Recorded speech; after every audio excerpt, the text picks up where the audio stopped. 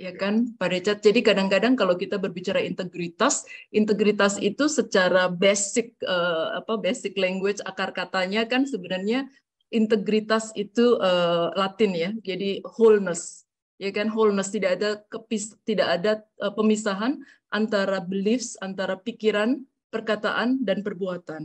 Maka pertanyaannya, apakah orang dengan integritas tinggi, wholeness antara pikiran, perkataan, dan perbuatan akan selalu melaksanakan sesuatu, actionnya itu morally atau ethically atau tidak? Apakah hal antara integritas tinggi dengan moral yang tinggi itu sama, atau sebenarnya ada pemisahan juga? Kesadaran, nah sekarang saya sebenarnya tertarik untuk Pak Richard menjelaskan. Jadi moral dengan kesadaran itu bagaimana hubungannya? Apakah kesadaran dulu baru kemudian memiliki good moral, atau sebenarnya moral itu intrinsik? Jadi lahir dengan kita sebagai manusia. Very good questions. So pertama, sebelum kita bicara moral, kita harus bicara meaning. Itu meaning yang paling rendah. So, ketika pemahaman kita mengenai integritas satu sama lain berbeda, berarti kita punya meaning yang berbeda. Kalau kita punya meaning yang berbeda, bagaimana kita bisa bicara soal moral? Karena moral itu di atas meaning. Ya, jadi kata-kata integritas saja dari integrare, ya. Kalau di matematik itu ada namanya integral, ya. Ada orang yang integritasnya terhadap kelompok, ada organisasi yang dia punya integrity terhadap suku, terhadap agama. Nah, itu terkait langsung dengan level kesadaran dia. Jadi kita harus bicara, kalau sudah bicara ada bangsa, kita harus bicara soal what is integrity, the meaning first. Tadi makanya diperlukan pemikiran-pemikiran scholar, karena jangankan kata integrity, kata politik aja bisa banyak orang meaningnya berbeda, gitu. Ya. Padahal hakikatnya itu hanya satu, hanya kekuasaan saja.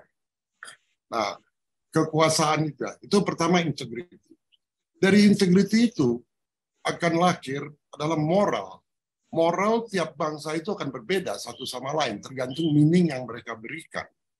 Seperti bangsa-bangsa ex-penjajah, seperti Belanda, Inggris, ya, mereka memberikan masalah integrity itu integrity for the queen, integrity for the king, ya, the glory, that's integrity mereka. Oleh karena itu, morally buat mereka menjajah satu negara tidak apa-apa karena itu politik ekonomi mereka. Ya, jadi kita understand dulu piramidnya. Jadi meaning ya pertama, nomor dua adalah moral. Nah, di atas moral itu adalah value. Adalah value. Jadi sering kita bicara moral, tapi kita nggak bicara value adalah yang tertinggi. Ya. Dan value itu terkait bukan hanya dengan unsur-unsur materi, di sini terkait dengan unsur-unsur spirituality. Oleh karena itu, kalau kita bicara pendekatan politik tanpa adanya spiritual unity, tidak bicara value, maka akan sia-sia. Nah, jadi kalau kita harus bicara integrity, bicara moral, value, akan terlalu lama. Ya. Tapi kalau kita bicara value, kita pasti akan bicara soal moral, di dalamnya sudah terkandung meaning. Nangkap nggak, Mari dan kawan-kawan? Yes. Jadi pendekatannya harus dari value. Dari value dulu. Dari value dan dari value. Value A akan memberikan moral A. Value B akan memberikan moral B. Dan meaning B. Ya. Nah, saya nggak pernah melihat ada pemimpin-pemimpin kita yang berbicara soal value. Nilai-nilai Pancasila, which is very good. Nah, itu bisa kita kupas sebenarnya.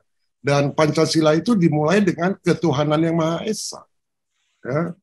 Kedaulatan sebenarnya, kedaulatan Tuhan yang Maha Esa. Itu ini kita. Kenapa tidak pernah dibicarakan itu? Karena ketika kita bicara kedaulatan ketuhanan yang Maha Esa, kita bicara soal keilahian. Kita bicara soal keilahian, kita bicara spiritual unity. Kalau ada spiritual unity, tidak akan terjadi seperti 5 dan 10 tahun yang lalu, di mana bangsa kita terpecah. Itu, Mbak Mari. Siap, Profesor, mohon izin. Ya. Luar biasa sekali ini. Pembicaraan kita selalu akhirnya kembali lagi kepada value. Minggu lalu juga kita sepakat bahwa apapun yang didiskusikan dalam Gladiator Bangsa harus mengandung unsur value. Namun sebelum kita lanjutkan, ada pesan-pesan yang mau lewat dulu. Mohon izin. Silakan.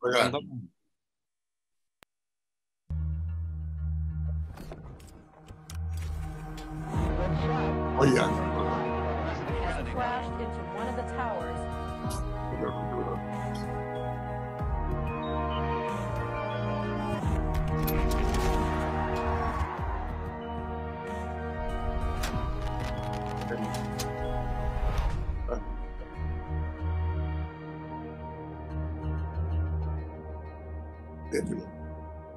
Secret society.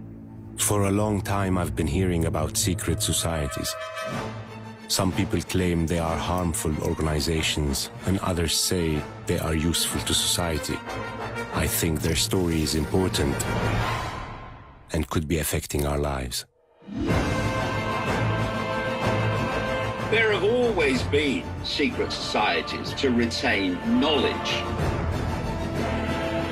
In the Arab world, was completely fascinated by the idea of secret societies, Western secret societies.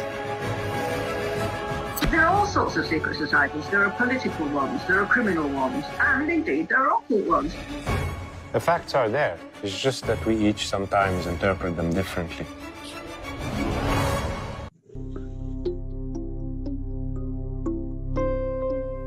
It is normal that people gather, organize, keep secrets, and favor those who think like them. It's human nature to collaborate and partner. And this has served humanity well since the hunter-gatherer times, through the ages of the pyramids until the formation of modern states. Some groups may have taken it too far, others maybe not. That's why I'll keep asking questions.